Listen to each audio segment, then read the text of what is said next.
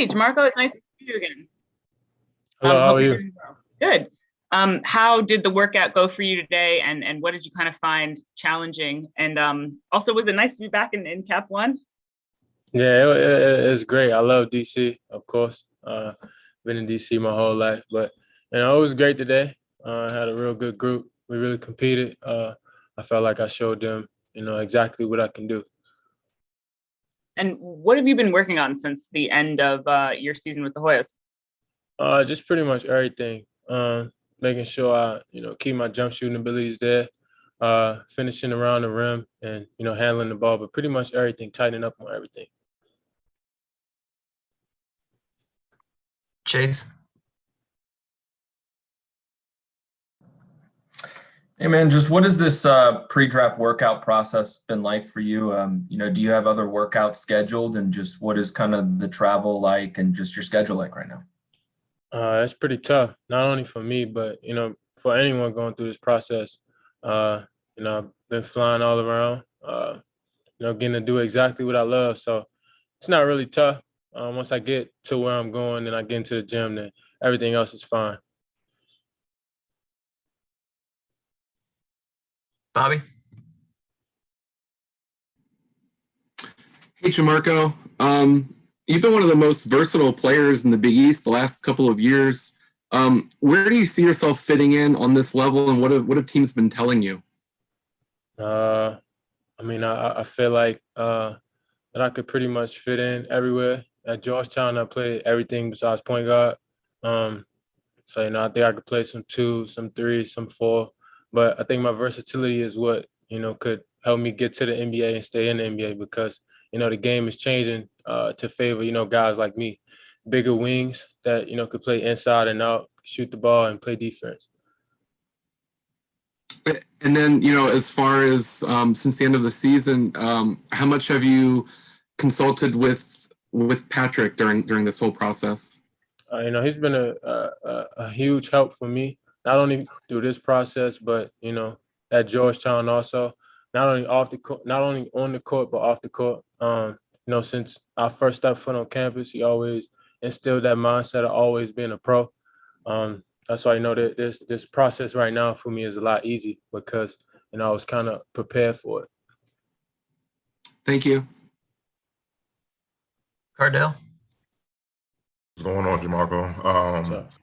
First off, being a local product out the Washington, D.C. area, what does it mean to be in a pre-draft workout for the hometown NBA team?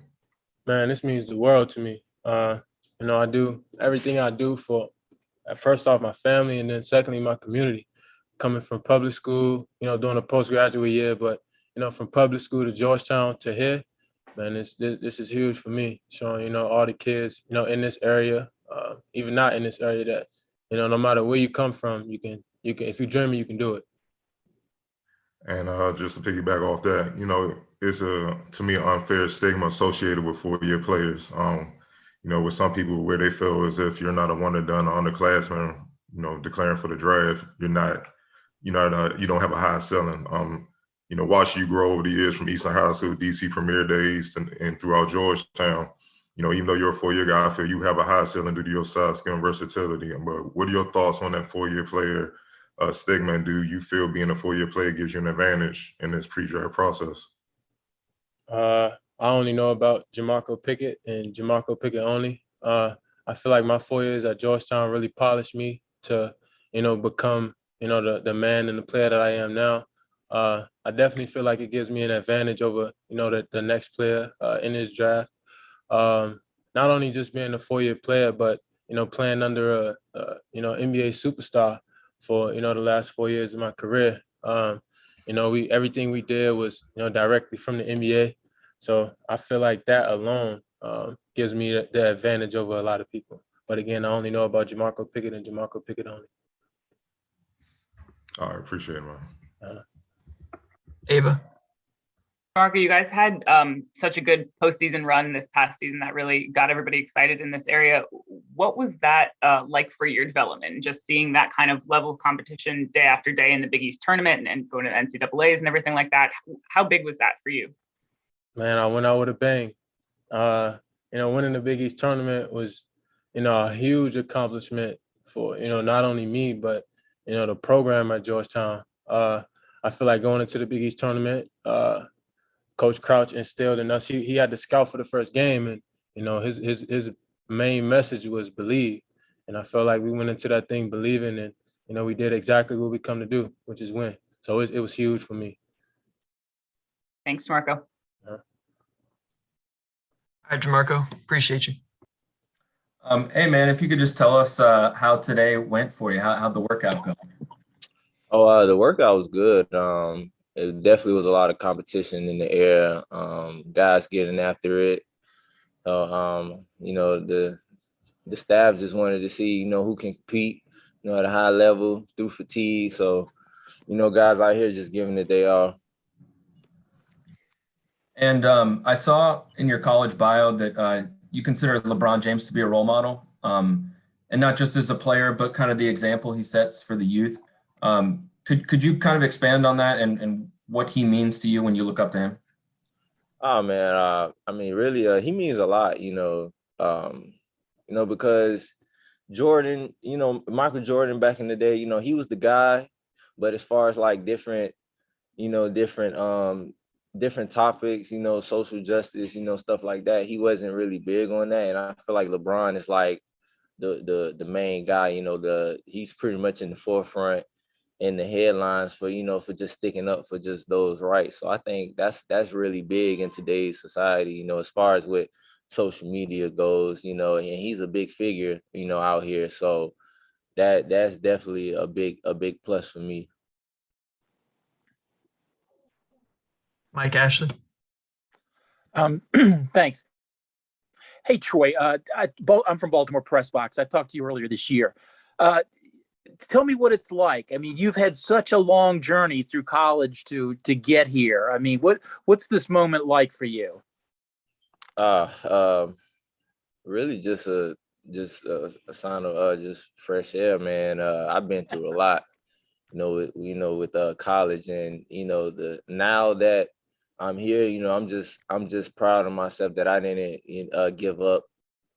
Because it's been a lot of times where, I could have easily gave up my dream and just could have been average, but I didn't settle for me being average, now I have somebody to take care of. I have a daughter now. So that pretty much put me in another mental mentality. I just had to just realize that it's not about me no more. I'm the provider now, so I got to do what I got to do.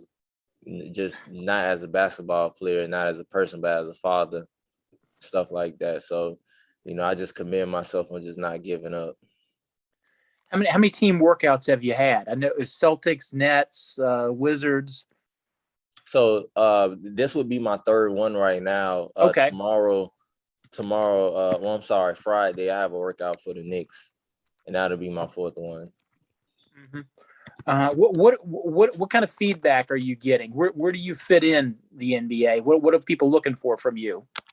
I feel like I'm the typical 3-and-D guy.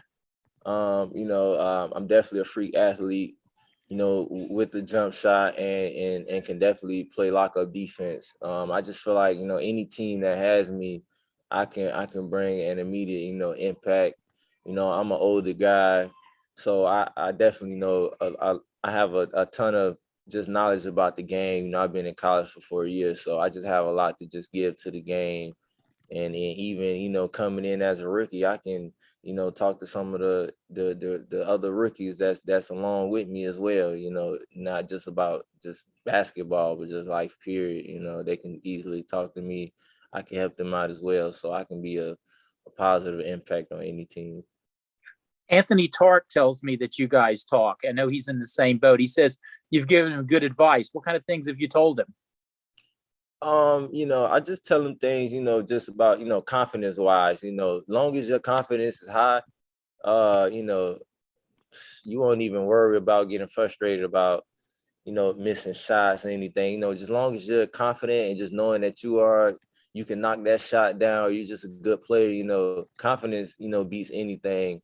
He's a hell of a player. Me and him had some battles in the MEAC, and He definitely deserved that, player of the year, because he did a lot of things for his team, that I just like. He's definitely one of the best players I played against, really all throughout my college career. So I definitely give him that. Has this been a fun process, what you're in right now? I mean, are you enjoying it? Oh, definitely. I'm just taking every day, day by day. I'm learning new stuff every day.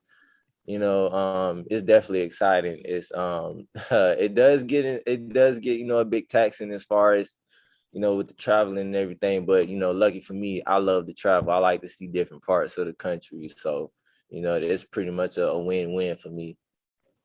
All right. Hey, thanks a lot. Best of luck. Thank you. Fred. Hey Troy, how you doing? Doing good. I was just curious, what was the workout like today? What do they have you doing? Who do they have you working with?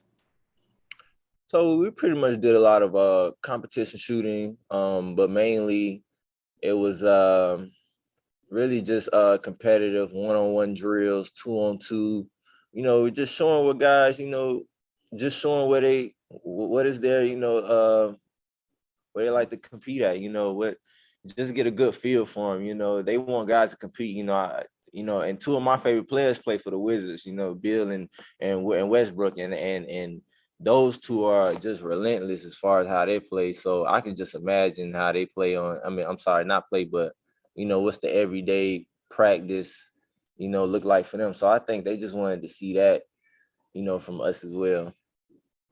And they're obviously looking for a head coach right now, and they're going through workouts without a head coach. How are they? Is that something that comes through when you're going through workouts? How exactly are they organizing that from your perspective?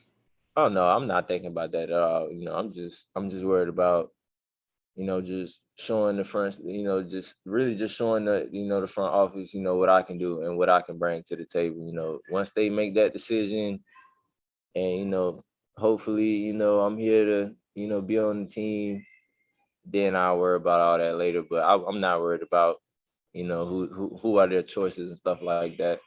I'm just out here playing. Thanks, Troy. All right, last question to Neil.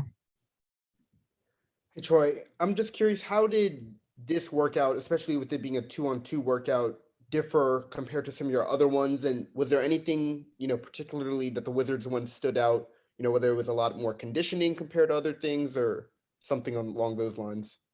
I would say the Celtics, this workout and the Celtics workout was pretty much the same. I would say on the 2-on-2 drill that we did, we really had to pay attention to, the small details.